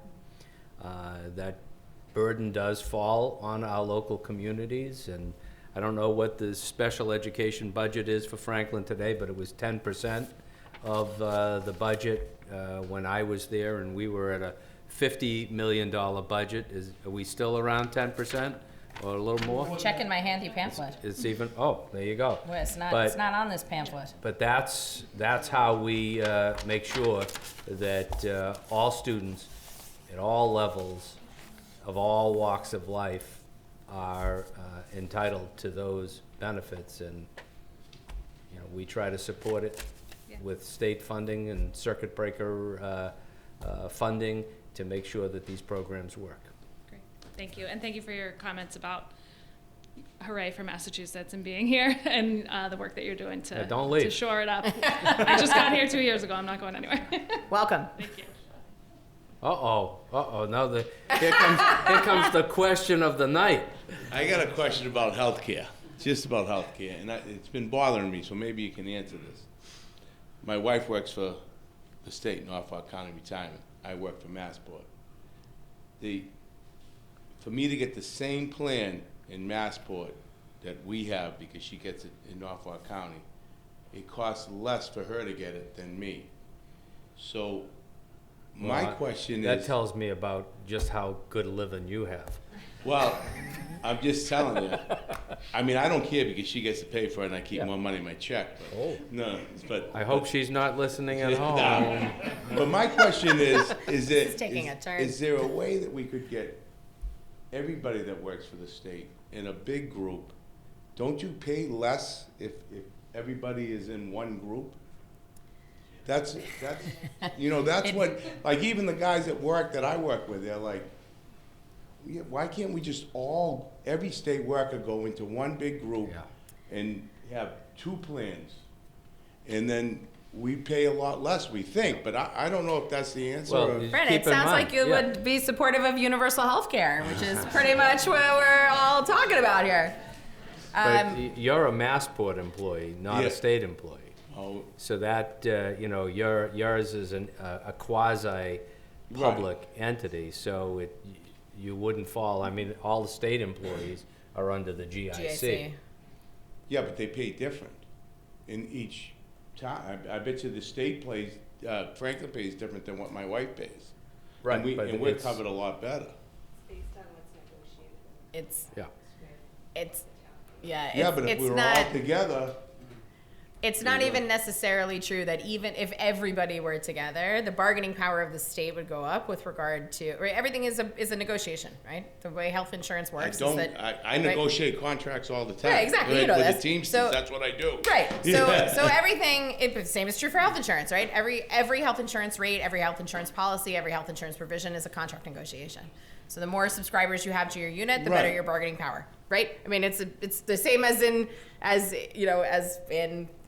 with unions, right? It's Yeah. the same as with unions, and with every health insurance body, right? Every employer, right? This is why people support universal health care, because you're putting everybody together and you're taking that differential in power out of the formula, right? You're just taking it completely out of the set of circumstances, and you're saying this is how it's going to be, and that's it, right? Now, how to do that is complicated, right? Obviously, what we have right now is not actually making our costs go down, right? We have some pieces in place that we've talked about already, in terms of trying to control the rise in healthcare costs. And I mean, I don't know about you, but like I think everybody's feeling it in some way, shape, or Oh, form, absolutely. right? Yeah. So, No, it's just years ago when you went to work for the state, or, I mean, I had 3 kids. I I think I paid $10 for a phone in a room every time. But I had free healthcare, Yeah. right? So we're not attracting good employees because we don't, the outside world has caught up and gone past. Yep. And poor teachers, they're leaving their profession to go somewhere else, and that's a shame, because Agreed. I mean, that's just what Agreed. I'm seeing when I negotiate contracts. I mean, we used to get 300 people apply for a mechanic's job at Massport. We get 3 now. Yeah. Because it's just not, Yeah. worth it for them to come over here, Yeah. and that has to Yep. change. Yep. Agreed. Heard. Thank you. Again, I want to thank everyone so much for coming out here tonight and the great questions. Senator Roush and Rep. Roy, thank you tremendously, really. We all appreciate it. If you had any other closing comments or any other things that you wanted to feel like hadn't been addressed? We saved everybody Yeah. 4 minutes. We don't want to come between these folks getting home. Absolutely not. The first dish, well, now we're getting into it. What's the first dish? I will say I am rather skilled with birds. I'm very good at roasting birds. And in fact, during COVID, this is one of my special skills, and I make really good, Oh, okay. really good I'm not eating pigeon. chicken soup. No, I focus on chicken and duck. Okay. Chicken and duck. Okay. Chicken and duck. I'm with you. And during COVID, I wasn't gonna make a whole turkey because it's 4 people and our kids were really little at the time, and I said, this is silly, right? So I got a duck, and I said, well, it can't be that much different from a chicken. And the duck was so good that in our family, now we have, on Thanksgiving weekend, we have, my sister makes the turkey on Thursday, and we're Jewish, so we have turkey Thanksgiving and duck Shabbat in sequence every year, right? And frankly, Duck Shabbat. don't tell my sister, the duck is better. So that, and I make a mean chicken soup, matzo ball soup, you know. You can put in your requests and see if we know how to make them. Thinking about it right now. All right, get the juices flowing. But again, thank you all Thank you. so much. Really appreciate that. And again, thanks to Community Relations, Al Charles, KP, Sam Pauli, and Aaron Gallagher. Do it. Truly appreciate all the Yeah, work so that fun. we Let's did. totally do it. Have a great night, everybody. Shows in one setting. What's that? Quick question. 3 minutes.